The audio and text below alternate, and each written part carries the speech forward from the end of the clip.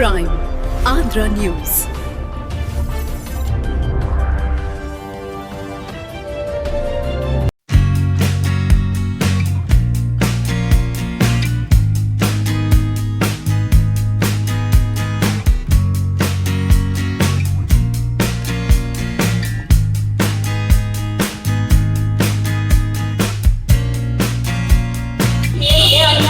ఎలాగో అక్కలని తీసుకెళ్ళాలి, సమస్యని ఎలా పరిష్కరించుకోవాలి.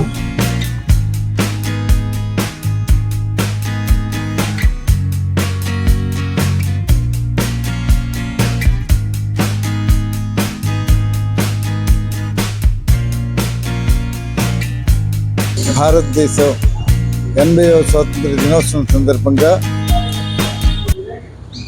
భారత పౌరులందరికీ కూడా శుభాకాంక్షలు తెలియజేస్తూ మానవ హక్కుల కౌన్సిల్ హక్కుల పరిరక్షణ కోసం దీంతో పాటు పౌరుల బాధ్యతలను కూడా తెలియజేయడానికి అహర్నిశలు శ్రమిస్తున్నాం.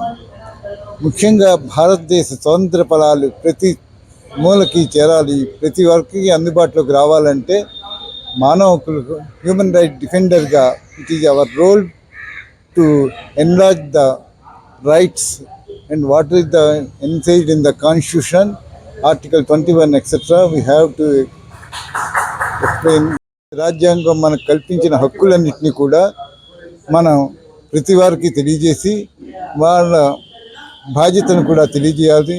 ముఖ్యంగా వైద్య విద్య రంగంలో ఉన్నటువంటి అవినీతి ఇలాంటి వాటిని వెలికి తీయడంలో యువత ప్రముఖ పాత్ర వహించాలి.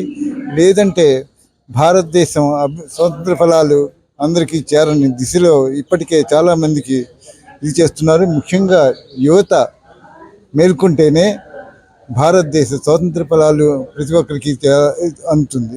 అలాగే యువత అవినీతికి వ్యతిరేకంగా, అక్రమాలకు వ్యతిరేకంగా, అన్యాయాలకు వ్యతిరేకంగా తమ గళాన్ని విప్పినప్పుడే భారతదేశం అభివృద్ధి సాధిస్తుంది తప్ప భారతదేశంలో నాయకులు లేకపోతే ఈ కుల మతం వీటి మీద ఆధారపడితే మనకి సాధించేది శూన్యం అని చెప్పి మనవి చేస్తున్నాను. ఈ సందర్భంగా భారతదేశంలో మనం ఈరోజు ప్రతి చోట జెండా ఎగరేస్తున్నారు, కానీ దీన్ని ఉద్దేశాన్ని ప్రజలకి చేరదీయలేకపోతున్నాం. దీన్ని మనం ఖచ్చితంగా మానవ హక్కుల కౌన్సిల్ నుంచి ప్రతి ఒక్కరి హక్కుల పరిరక్షణ కోసం కృషి చేస్తామని, అలాగే రెస్పాన్సిబిలిటీస్, రైట్స్ అండ్ రెస్పాన్సిబిలిటీస్ మీద అవేర్నెస్ చేసి మాకు రాజకీయాలకు అతీతంగా, కులాలకు అతీతంగా, మతాలకు అతీతంగా ప్రతి భారతీయుడు సౌభ్రాతృత్వంతో వెలిసిల్లాలని కోరుతూ సెలవు తీసుకుంటున్నాను.